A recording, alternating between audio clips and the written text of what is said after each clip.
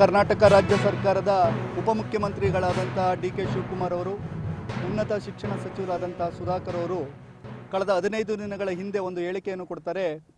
ಆರ್ಥಿಕತೆಯ ಸಂಕಷ್ಟ ಇದೆ, ರಾಜ್ಯದ 9 ವಿಶ್ವವಿದ್ಯಾಲಯಗಳನ್ನು ಮುಚ್ಚಿದ್ದೀನಿ ಅಂತ ಹೇಳಿಕೆಯನ್ನು ಕೊಡ್ತಾರೆ. ಇದಕ್ಕೆ ಸಂಬಂಧಪಟ್ಟಂತೆ ಒಂದು ಉಪಸಮಿತಿನೂ ಕೂಡ ಮಾಡಿದ್ದಾರೆ.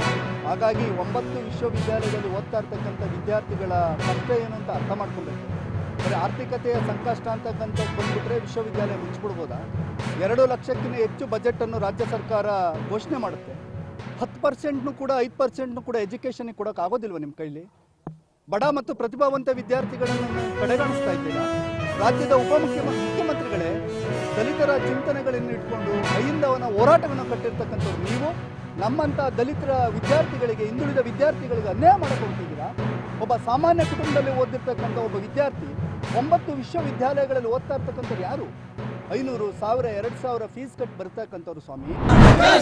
ವಿದ್ಯಾರ್ಥಿ ವಿರೋಧಿ ರಾಜ್ಯ ಸರ್ಕಾರಕ್ಕೆ, ವಿದ್ಯಾರ್ಥಿ ವಿರೋಧಿ ರಾಜ್ಯ ಸರ್ಕಾರಕ್ಕೆ ಜಿಂದಾಬಾದ್ ಬಲ ಜಿಂದಾಬಾದ್, ಎಬಿವಿಪಿ ಜಿಂದಾಬಾದ್, ಜಿಂದಾಬಾದ್ ಬಲ ಜಿಂದಾಬಾದ್, ಎಬಿವಿಪಿ ಜಿಂದಾಬಾದ್, ಜಿಂದಾಬಾದ್ ಬಲ ಜಿಂದಾಬಾದ್, ಎಬಿವಿಪಿ ಜಿಂದಾಬಾದ್. ಸ್ಟೂಡೆಂಟ್ ಪವರ್ ಜೈ, ಭಾರತ್ ಮಾತಾ ಕಿ ಜೈ. ವಿದ್ಯಾರ್ಥಿ ಪರಿಷತ್ ಗುಡುಗಿದರೆ ವಿಧಾನಸೌಧ ನಡಗುವುದು, ಬೇಕೇ ಬೇಕು, ನ್ಯಾಯ ಬೇಕು, ಬೇಕೇ ಬೇಕು, ನ್ಯಾಯ ಬೇಕು. ಭಾರತ್ ಮಾತಾ ಕಿ ಜೈ, ಜೈ, ಭಾರತ್ ಮಾತಾ ಕಿ ಜೈ.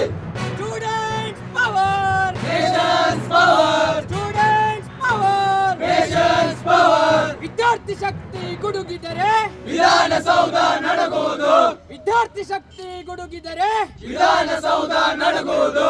ಧಿಕ್ಕಾರ, ಧಿಕ್ಕಾರ, ಧಿಕ್ಕಾರ. ಬಲ ಭಾರತ್ ಮಾತಾ ಕಿ ಜೈ, ಬಲ ಭಾರತ್ ಮಾತಾ ಕಿ ಜೈ.